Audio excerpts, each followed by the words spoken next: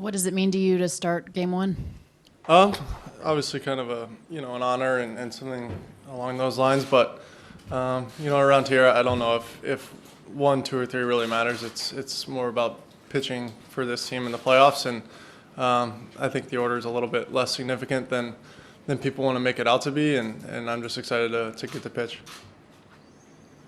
Next, Bill. What did you learn about performing on this stage from last year's Game 163 in the postseason? Yeah, obviously in the actual playoffs, I had kind of 2 bad ones and 2 good ones, and I think for me the biggest takeaway is if you get into that spot where it's not going so well, I think saving bullpen, eating innings, and things like that is super important, especially when you've got limited rosters and a lot of games to play. So. I think for me, it's just trying to get deep into games and put up zeros is still the biggest thing. Next question, Kurt, right there. Last night, that game between Milwaukee and Washington turned quite a bit. From your mental standpoint, were you watching that? Were you studying both teams? And when did that change and the emotions involved? For the most part, we were on the field a lot of that game, and you kind of get home and right when we flipped it on, the big play happened and things like that. So, I think you can watch and, we're going to play them or we're going to play them. I don't think it really matters. I think we have plenty of time to scout and do what we need to do. And, obviously an exciting baseball game last night. And, we're looking forward to play against the Nationals. Hey, Walker. When did you find out you were going to be the Game 1 starter? And with guys like Ryu and Kirsch, obviously, were you a little surprised, excited? What was your reaction? I think those kind of conversations need to stay within our clubhouse. Again, it's an honor for me to even pitch in the playoffs. So the order is kind of insignificant, and we're looking forward to playing. I don't think that. No offense, I think those are things that need to be kept in house, and those are conversations that we have as a team. Just Walker right there. Walker, around baseball, it's become such a bullpen game for so many teams. What are your thoughts about the rotations that these 2 clubs are bringing to this series? I think it kind of, in some way lends itself to old school baseball. I think that's how the game has always been played. And when you've got the 6 starters and the other starters on both teams are all really good. So it just kind of is what it is. I think successful teams have to have good, successful starting pitching. And whether that's, some teams want that to be 5 innings, some teams want it to be 7. We happen to be one of those that wants it to be 7 to 9 or whatever. I think these teams are in the playoffs for a reason, and you're not going to get there without starting pitching. All right. Walker, over here. Where are you right now with your tinkering, and how do you feel sort of coming out of the regular season? I'm nowhere different than I am all year. I tinker all the time, and maybe it's my nervous tick, and that's what gets me going. But it's not going to change now. Along those same lines, how is it beneficial to you knowing that you're the type of person that can tinker in a game at any point of the season? So if there's something that you wanted to change with your delivery, it doesn't make any difference what time of year it is going into this postseason. Yeah, it's just who I am. I think I've always done that. I know the one story that kind of got out that people know about is the St. Louis start last year, which at the time was probably the biggest start of my career, and I threw a brand new slider. So, after that one went well, I think the confidence level or the acceptance of, hey, like this is something that can happen and something that I can handle, I think all the kind of doubt went away after that. But, I think what I'm doing now and the tinkering is a little bit overblown. I'm just working on things like I have my whole career. Any last ones for Walker? Walker, I'm wondering if you, as a team and then you as an individual, carry what's happened the last 2 years of this franchise with you into the postseason and use it as fuel, or is it something you try and suppress? I think every team is different and every team has its own personality. Obviously, the past 2 years and me really only being a part of one of those teams, I think is going to carry over in some way, but I don't think that it's going to affect us.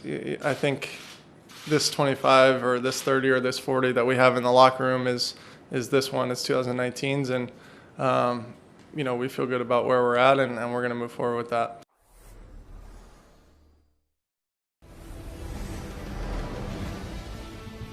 What was your reaction when you found out last night it was going to be Washington, and what factors went into making Walker the starter?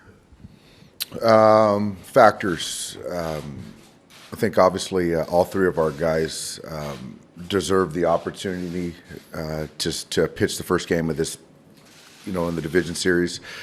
We just felt that with Walker getting an opportunity to pitch the first game, also potentially a game 5, gives us the best chance to win, and regardless of the opponent.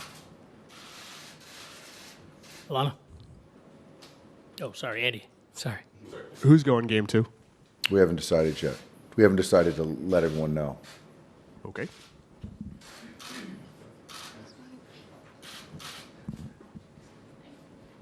Walker said the order, in his opinion, is insignificant and that the three of those guys are relatively interchangeable. What conversations did you have with them, and then did you agree with him that a lot of it's opponent, a lot of it is, home versus road type of situation?